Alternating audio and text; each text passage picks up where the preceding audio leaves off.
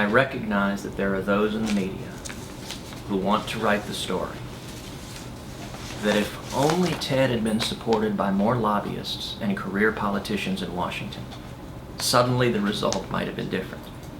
I would note in this primary there were quite a few candidates who were supported by virtually all the lobbyists and career politicians, and their campaigns didn't go very far.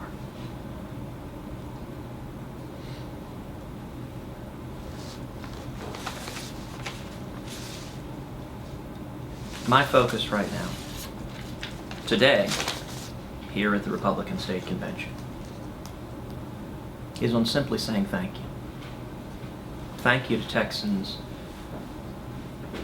who poured so much time and energy and passion and resources and everything they have into this campaign. We had over 1,200 members of the Texas Strike Force that got on planes that flew up to Iowa, New Hampshire, and South Carolina, Wisconsin, and Indiana. They lived in college dorm rooms, and they trudged through the snow, knocking on doors. They made hundreds of thousands of phone calls. We had over 50,000 volunteers from the state of Texas. Nationwide, we had over 1.5 million contributions at tedcruz.org. Yeah. My task today is to say thank you. Thank you How do you harness for their incredible passions. It is the men and women of Texas who are responsible for the tremendous success we enjoyed in this campaign. So my last question. But how do you harness that energy to push the conservative values when the party that has been the host for the conservative movement is now led by somebody who is at best an inconsistent conservative? What is the role for you leading a conservative movement and the conservative principles at all when it almost seems like you've been marginalized and rejected? Well, my overwhelming sentiment, and Heidi's and my overwhelming sentiment, is gratitude. We are immensely grateful for the opportunity to run for president, to travel the country with our 2 little girls, to travel the country with my dad, to see the energy, the passion. It is inspirational. The people who are sacrificing everything to turn our country around. Going forward, my time and energy will be focused on 2 things. Number 1, fighting for the same conservative principles, fighting for jobs and freedom and security in the United States Senate, fighting for 27 million Texans and fighting for Americans across this country who want to see America returning to being a shining city on a hill. And number 2, as you just mentioned,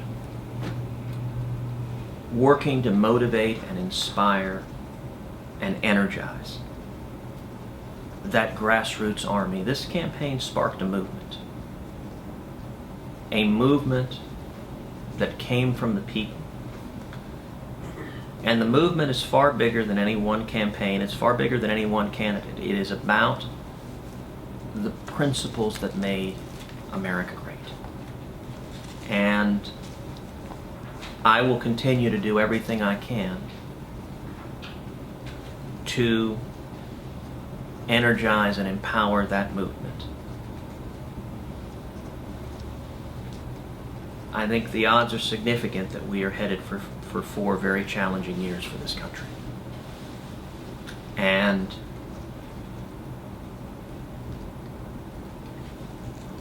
I believe that movement, that remnant of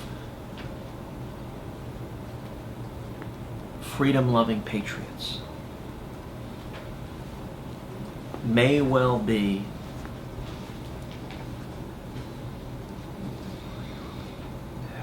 the force that pulls us back from the abyss, that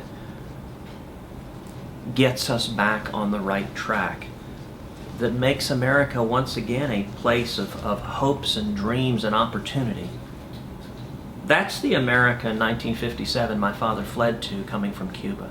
That's the America you and I have been blessed to grow up in. That's the America that our kids aren't even sure if it exists anymore. It can come back if we get back to the principles that built it. And that is my abiding passion and commitment to fight to do so.